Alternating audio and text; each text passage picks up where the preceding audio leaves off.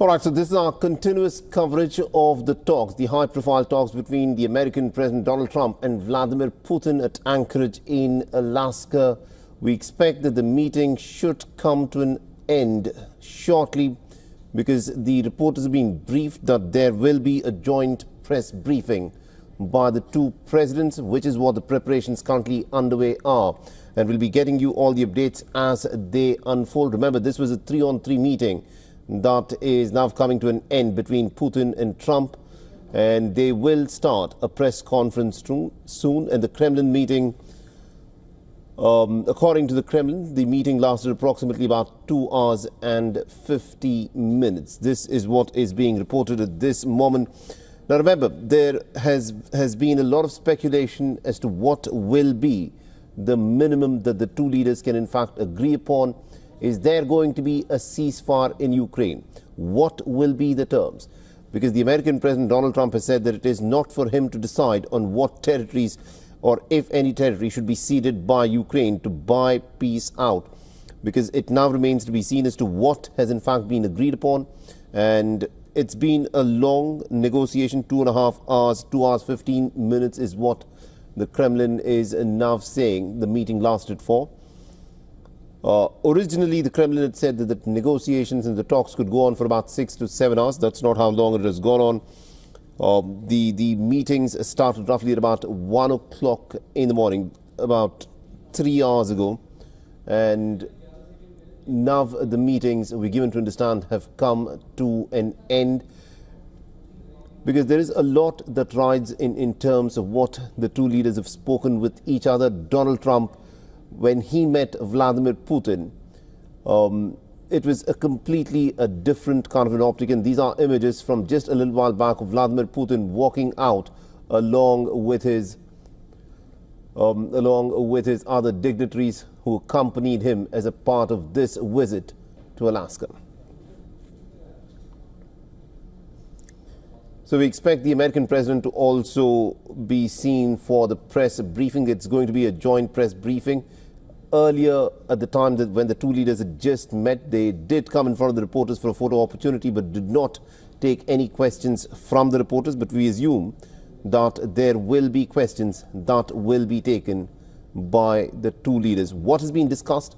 What has been agreed upon? Has there been an agreement? Is there going to be a ceasefire? What are the terms of this ceasefire? What will be the future of Ukraine? These are all some very pertinent questions that still need answers, because remember, by the looks of it, it's difficult to speculate as to what the agreement could be. But here it is. You've got the Russian President Vladimir Putin walking out after this meeting apparently came to an end after 2 hours and 50 minutes.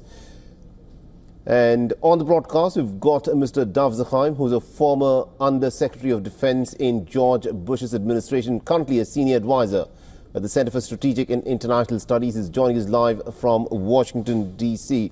Mr. Zakhaim, the meeting between Vladimir Putin and Donald Trump, it appears, has come to an end. It lasted for about 2 hours and 50 minutes. We're still awaiting details of what in fact has been discussed and what the conclusion of this meeting is. In your assessment, what do you think has transpired? Well, it's very hard to know, because on the one hand, Mr. Trump has postponed the secondary sanctions that he threatened that would take place actually last week in order to have this summit. Now, there are several possibilities. They could discuss something about Ukraine, but of course, President Zelensky's not there. Mr. Trump did have a conversation with his allies and with Zelensky beforehand. I don't know how much that influences him, but he did have that, and they all seem to be coordinated. Now, on the Russian side, everybody noticed that Foreign Minister Lavrov was wearing an SSSR sweatshirt, which is, of course, the old Soviet Union sweatshirt. It's kind of interesting. Right. More interesting, to me at least, is the fact is not so much Lavrov. Lavrov has been around for many years, and it's not clear that he's part of Putin's inner circle. On the other hand, Yuri Ushakov, who is in on this 3-on-3, That is to say, Ushakov, Lavrov, and of course Putin, Trump, Witkoff, and the Secretary of State. Um, uh, that 3-on-3 on the Russian side, apart from Putin, Ushakov is really important because Ushakov was ambassador to the United States. He understands Washington. He understands what makes our country work. And that gives Putin a tremendous advantage because neither Witkoff nor Secretary of State Rubio understand Russia anywhere like what Mr. Ushakov understands the United States. So again, we don't know. I mean, they could reach an agreement to extend New START, the last remaining arms control treaty between the United States and Russia, which is supposed to end in about 6 months, February 6th. They could do that. Mr. Trump has brought the Secretary of Commerce with him and the Secretary of Treasury. Mr. Putin's brought business people there. They could announce some sort of economic cooperation, although that would be very difficult to do given that the war is still going on. But the point is, Trump and Putin have options, and it may well be that Trump will once again delay doing anything against Russia in order to and say, well, we're going to work something out. He said it was going to be a listening session. Well, if it's a listening session, he's not working anything out definitively. Mr. Zakheim, we'll of course have to wait and watch as to what will be said in that joint press briefing by the two leaders. But to talk a bit about those images of Vladimir Putin being received by Donald Trump at that military base in Alaska, the Russian president and the American president on the red carpet and then going into this in the same car, the Beast. How is this going to play out for the people in the United States of America, and how significant a moment is this in the, shall we say, the realignment of the US-Russia equation? Well, you're looking at the image right now. Mr. Putin got his wish. He is standing shoulder to shoulder. I guess Mr. Trump is taller, but you know what I mean, with the President of the United States. Clearly, he is demonstrating that Russia is a superpower to be reckoned with. Now, we all know that the Russian economy is in dire straits, and if Trump really imposed secondary sanctions to prevent people from buying Russian oil, the Russian economy would collapse. We know that he's on a war economy. We know that his population is shrinking. And so Russia's nowhere near the kind of power it was when he was serving in the KGB. But nevertheless, the image is there. And Mr. Trump has certainly given Mr. Putin a limelight that, frankly, I don't think Mr. Putin really deserves. Now, there was a military flyover of aircraft. He's on a major American base, Elmendorf Joint Base Elmendorf, used to be Elmendorf Air Force Base, is a major, major base. It's going to be a message to Putin as to how strong we really are. But nevertheless, until we know what happened, and we might not know everything that happened because they're having a one-on-one, just the two of them with the translators. Who knows if Mr. Trump will talk about that or Mr. Putin will talk about that. There are going to be things that simply are not going to be announced if the two men don't want them to be. Right. The meeting, of course, happened along with their aides. Steve Witkoff and Marco Rubio was there with the American president, and the Russian president had his foreign minister, another close aide of his. But, are the Americans making the mistake of underestimating the Russians? Because the Russians, quite clearly, in the Ukraine war, have managed to not just hold their own, but Ukraine, even with the backing of American weapons, has come out to be, it appears, on the losing side, which is why we're looking at these negotiations where the Russians clearly have the upper hand. Is the United States of America, has it made the cardinal error of underestimating Russia as a formidable military force? No, I don't think so. I mean, at the end of the day, the Russians themselves thought they would take Ukraine over in a week. They sent in the Spetsnaz, the special forces. They thought they would decapitate the Russian leader, the Ukrainian leadership, get rid of Zelensky, put in a government favorable to Moscow. Well, here we are more than 3 years later, and the Ukrainians are still hitting the Russians hard. They've hit their aircraft, they've hit their infrastructure. Yes, Russia is stronger, and there's no question that without the help of the Europeans and the United States, both money and armaments, Ukraine would be in a very, very difficult position.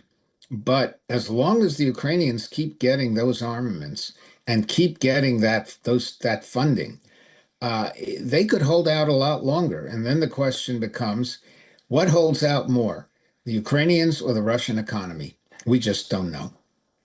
Zakim, Shivan here. We've had a change of guard here in the studio. I wanted to also just get your assessment on this. Just given the duration of the meeting and how long it lasted, we can only speculate on that at this point until this press conference starts and the official statements come in. But 2 hours and 50 minutes, do you feel this would have been far more than a listening exercise as the White House press secretary had suggested this would be for Trump?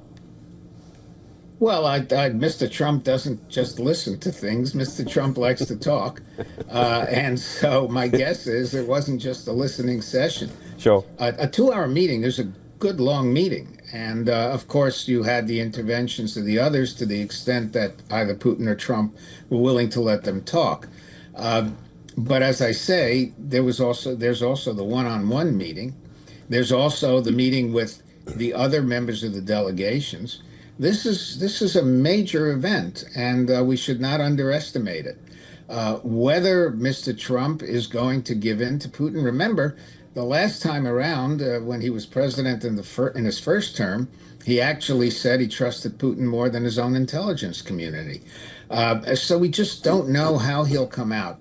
He turned off briefly aid to the Ukrainians, but then turned it on. We know that he reacts very emotionally to images of children and women, particularly children, being hit and killed. And of course, there are lots of those images coming out of Ukraine. So that you just don't know whether Mr. Trump is going to, in a sense, surprise people and come out much harder than people anticipate. I think that those who anticipate he'll simply roll over and play dead in front of Putin and be a kind of Chamberlain to Putin's Hitler, I think that's a mistake. I don't think that's going to happen. And one of the reasons I think it won't happen is that he's been criticized by this thing called TACO. Trump always chickens out. Trump doesn't like that. And I don't think he will chicken out. What he might do is postpone what we call kick the can down the road and not definitively discuss the details of any kind of deal on Ukraine. But I don't think he'll go further than that. I don't think he's going to cave to Putin. Dr. Zakim, the way we've seen Trump dealing with countries around the world, even if it came to tariffs, he's always maintained that he's a deal maker. For him, what we've seen so far is make some kind of statement which gets everyone's eyeballs, make some kind of statement which gets everyone a little stunned and shocked, and then perhaps give into a bit of a delay in that, give a pause after that. Let the discussion start. He's always brought it to that point, let the discussion start as well. He's already pegged for a second meeting, which perhaps would be a trilateral. At this point, regardless of, how different Putin and Trump are, one is out and out giving out statements by the hour, and then the other one has nothing on the face. You can't gauge what the person is thinking until Putin really starts speaking. This press conference that we're just about minutes away from, and it's going to start any time, how do you see this one coming out, and any kind of a statement that you would perhaps expect from Russia, which is very, very guarded in its exchange of words that we've seen so far? Well, you're absolutely right about Mr. Putin. He was, after all, in the KGB. And if you're going to be successful in the KGB, you better know how to keep what we call a poker face, which he's very good at. I suspect Mr. Trump will do a lot more of the talking, but Mr. Putin will say whatever it takes to keep Mr. Trump, to keep on Mr. Trump's good side, to get Trump to at least work along with him, not force his hand, not pronounce anything much about where Ukraine should go or where it'll be, maybe not say anything about NATO. Um, so I do think Putin will have a few things to say, but they'll be mostly, I believe, if you followed his previous press conferences, mostly a matter of trying to charm. It's hard for Putin to charm anybody, but to try to charm Trump, to try to make sure that Trump isn't alienated, to avoid the kind of friction that Trump had with Zelensky when Zelensky was in the Oval Office. I think that's Putin's objective. Just keep on Trump's good side. Don't antagonize him. Don't push him. Say a few sweet things if that's what it takes. And at the same time, keep attacking Ukraine.